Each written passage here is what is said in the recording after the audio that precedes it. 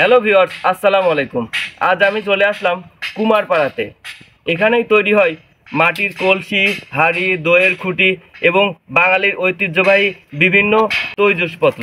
তো ভিউয়ার্স, দেখতে পাচ্ছেন আমার চারপাশে অনেক ধরনের আইটেম কিন্তু অলরেডি মাটি থেকে তৈরি করে এগুলো শুকানোর জন্য রাখা হয়েছে। এরপরে আপনাদের দেখাবো এগুলো কিভাবে তৈরি করা হয় তার সকল প্রসেস। তো চলেন ভিডিওটি এখানেই শুরু করি। দেখতে পাচ্ছেন আমার হাতে কিন্তু একটা মাটির কলসি, ঠিক আছে। এটা এটা হচ্ছে সম্ভবত একটা হাঁড়ি বলা চলে, ছোট। তো এই কলসিগুলো তো এখন শুকানো হয়েছে। কয়দিন ধরে শুকানো হয় এগুলো? 3 দিন। 2 থেকে 3 দিন সময় 2 থেকে 3 দিন শুকানোর জন্য রেডি করা হচ্ছে। কতক্ষণ পুরাইতে হয়?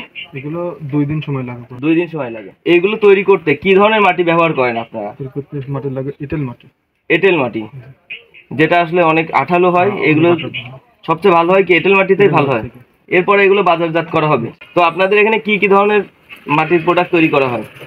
বিভিন্ন ধরনের মাটির প্রোডাক্ট, যেমন দইয়ের পাতিলটাই বেশি চলে, আর বিভিন্ন কলস, রসের হাঁড়ি, মিষ্টির হাঁড়ি, বিভিন্ন ধরনের, যেগুলো আসলে গ্রাম করে চাহিদা আছে। আপনাদের এই আশপাশে তো অনেক বাড়ি আছে যারা এই ধরনের কাজ করে। না, অনেক নাই, বেশি মানে অল্প কিছু সংখ্যক কাজ করতেছে। এগুলো মানে হারিয়ে যাওয়ার পথে।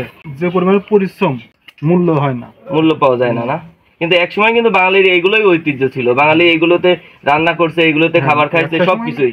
যখন আধুনিকতা আয় ছিল না, তখন অবশ্যই এইগুলোর উপরই এই দেশের মানুষ নির্ভরশীল ছিল।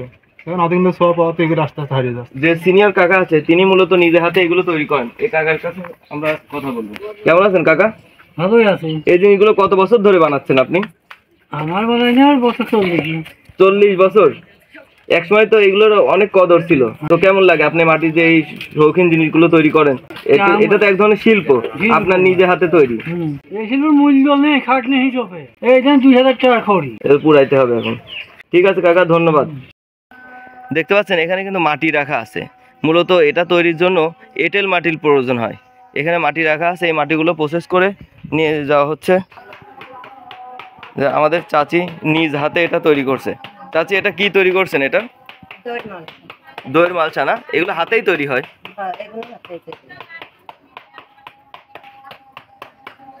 এই কাজগুলো আপনারা কত বছর ধরে করছেন? আমার জন্ম থেকে তৈরি। না, মানে বাবার ব্যবসা ছিল, এখন আপনারা করতেছেন। তো এখানে তো অনেক ধরনের জিনিসই তৈরি হয়, তাই না? কি কি তৈরি করেন আপনারা? আমরা এখন খালি দইয়ের মালসাই তৈরি করেন।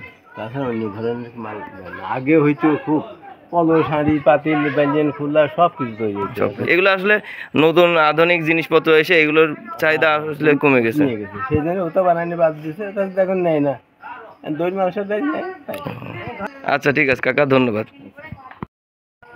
ভিউয়ার্স, দেখতে পাচ্ছেন অলরেডি কিন্তু অনেকগুলো বানায় রোদে শুকানোর জন্য রাখা আছে। ছোট বড় বিভিন্ন ধরনের তৈজসপত্র কিন্তু অলরেডি বানায় রোদে শুকানোর জন্য রাখা আছে। এগুলো কি ভাই? ঘট ভার। আবার পিঠার যে সাজগুলো আছে সেগুলো কিন্তু এখানে রাখা আছে। তো এটা মূলত চুল্লি, এই নিচ থেকে আগুন দেওয়া হয়, আর খড়ি তো কাঠে।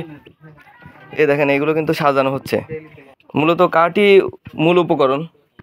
ভাজে ভাজে কাঠ আর এইসব তৈজসপত্রগুলো দিয়ে সাজানো হচ্ছে কাঠের গুঁড়া। কতক্ষণ ধরে পুরানো হবে ভাইয়া? কালকে বিকেল পর্যন্ত। তার মানে প্রায় 24 ঘন্টার অধিক টাইম দিয়ে পুরানো হবে না? ভিউয়ার্স, দেখতে পাচ্ছেন এখানে কিন্তু পুরানো হয়ে গেছে। এখন কিন্তু এই জিনিসগুলো এখন ব্যবহারের জন্য প্রস্তুত। দেখছেন এগুলো ব্যবহারের জন্য প্রস্তুত হয়ে গেছে। এখন এই জিনিসগুলো আগুনে পুরানোর পরে এখন দেখেন এই জিনিসগুলো কিন্তু এখন অনেক মজবুত হয়ে গেছে। হ্যাঁ, এইগুলো মূলত দইয়ের খুঁটি, কাচের মতো হয়ে গেছে। দেখছেন এই চাটকি কিন্তু মূলত হাত দিয়ে ঘুরায়ে তৈরি করা হতো এক সময়। তো যুগের পরিবর্তনে এই চাটকিগুলো কিন্তু এখন আর ইউজ করা হয় না, ইলেকট্রিক মোটরের মাধ্যমে এই কাজগুলো করা হয়। দেখতে পাচ্ছেন এইভাবে কিন্তু মাটির তৈজসপত্র তৈরি করা হয়। গ্রাম বাংলার ঐতিহ্য এখনো কিন্তু কিছু কিছু এলাকায় এই জিনিসগুলো চলমান আছে, তৈরি করা হচ্ছে। এবং এগুলো এখন কিন্তু কাঁচা মাটি থেকে এগুলো তৈরি করা হচ্ছে। এগুলো তারপরে রোদে শুকানো হবে, তারপরে আগুনে পুরানো হবে, তখন কিন্তু এটা ব্যবহার উপযোগী হবে। এটা মূলত দইয়ের খুঁটি। তো এই সিস্টেমেই দইয়ের খুঁটি, হাঁড়ি, পাতিল অনেক কিছুই তৈরি করা হয়।